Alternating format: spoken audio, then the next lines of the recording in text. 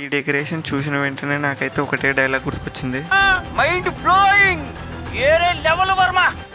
Hello మామ, మొన్నటి వీడియోలో చెప్పినాం కదా 54 కేజీల వెండి విగ్రహం అయితే కూర్చోపెట్టినారని. అయితే మీకైతే ఇప్పుడు చూపిపోతున్నా. నేను మొహమ్మద్ గడైతే ఇంకా బయలుదేరినాం. ఇదే ఆ వినాయకుడు, అక్షరాల 54 కేజీలంట వెండి విగ్రహం. పైన చెంబులు కూడా వెండివేనంట.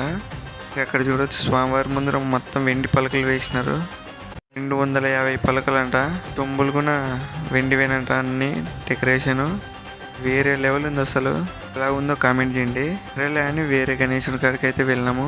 ఈ గణేశుడు వచ్చేసి మాకు తెలిసిన అన్నదే, చాలా బాగుంది గణేశుడు.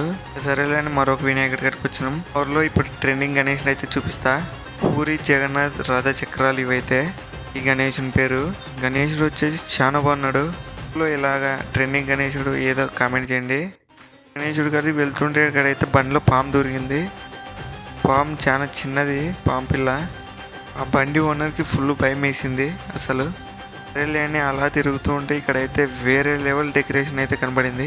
వెంటనే బండి ఆపినాము. ఈ డెకరేషన్ అయితే సూపర్ ఉంది అసలు. ప్లేస్ అయితే చాలా చిన్నది, సొందులో ఉంది గణేశుడు. కానీ వినాయకుడు ఆ డెకరేషన్ చూస్తే వేరే లెవెల్ ఉంది. వినాయకుడు కూడా చాలా బాగున్నాడు. సుబ్రహ్మణ్యేశ్వర స్వామి అవతారం.